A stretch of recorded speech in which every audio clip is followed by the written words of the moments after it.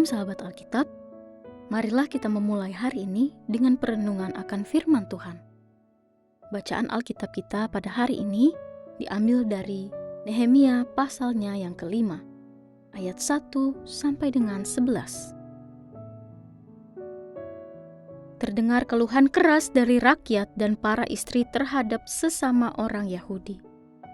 Ada yang berkata, "Kami serta anak laki-laki dan anak perempuan kami banyak. Kami harus mendapat gandum supaya kami bisa makan dan hidup." Ada pula yang berkata, "Ladang, kebun anggur, dan rumah kami gadaikan untuk mendapat gandum pada masa kelaparan." Juga ada yang mengatakan, "Kami harus meminjam uang untuk membayar pajak yang dikenakan raja atas ladang dan kebun anggur kami. Sekarang, walaupun kami ini sedarah sedaging dengan saudara-saudara sebangsa dan anak-anak kami sederajat dengan anak-anak mereka, namun kami terpaksa membiarkan anak-anak lelaki dan anak-anak perempuan kami menjadi budak. Bahkan, beberapa anak perempuan kami harus kami biarkan dimiliki orang. Kami tidak dapat berbuat apa-apa, karena ladang dan kebun anggur kami sudah di tangan orang lain." Mendengar keluhan mereka dan berita-berita itu, aku menjadi sangat marah. Setelah mempertimbangkannya baik-baik, aku menggugat para pemuka dan para penguasa.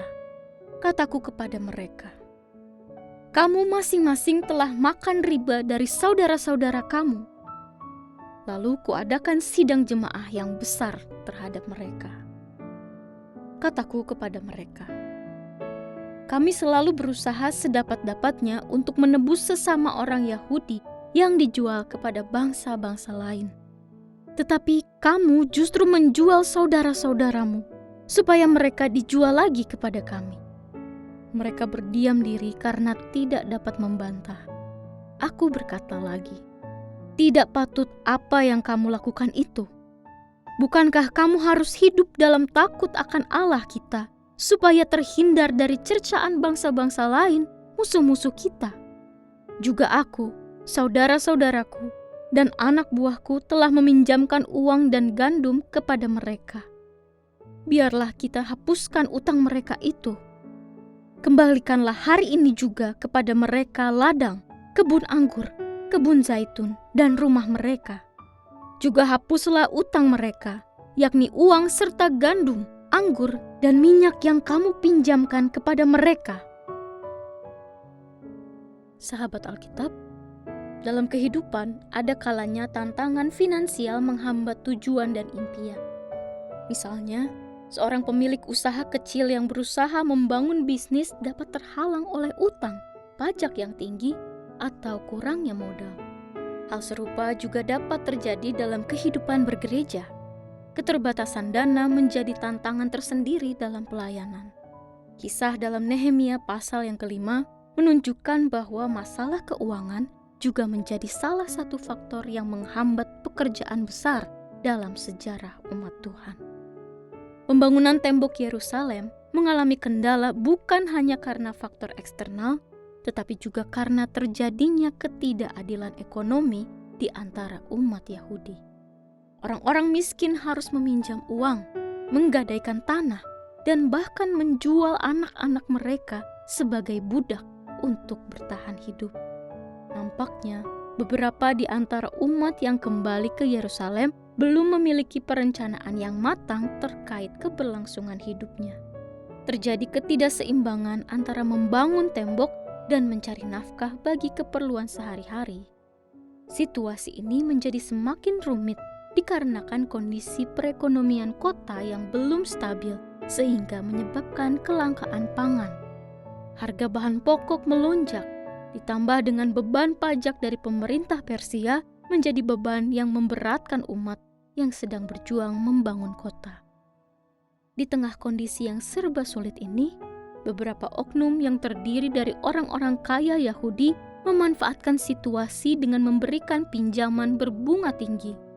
Sikap tersebut sangat bertentangan dengan hukum Taurat. Pada akhirnya, persoalan finansial ini memicu ketegangan sosial yang menghambat pekerjaan Tuhan. perselisihan di antara umatnya menjadi hambatan yang lebih besar daripada ancaman dari luar.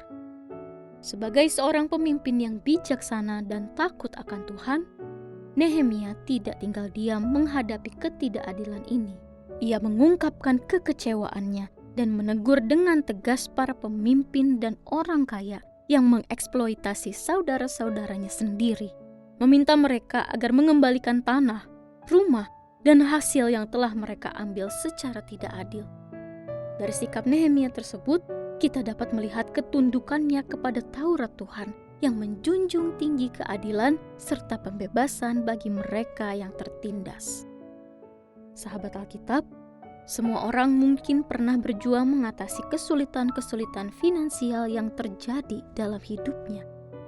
Melalui kisah hari ini, kita belajar bahwa diperlukan hikmat dan kebijaksanaan Tuhan untuk mewujudkan tata kelola yang baik atas harta dan berkat-berkat Tuhan yang kita terima.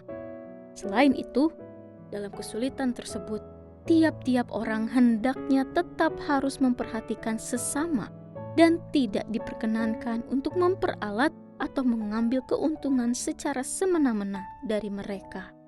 Maka, dalam iman kepada Tuhan, segala sesuatu harus ditundukkan kepada sudut pandang pola pikirnya. Mari kita berdoa. Tuhan yang penuh kasih, kami bersyukur atas setiap anugerah yang Engkau berikan. Dalam setiap tantangan hidup yang kami hadapi, ajarilah kami untuk tetap sabar dan penuh pengertian.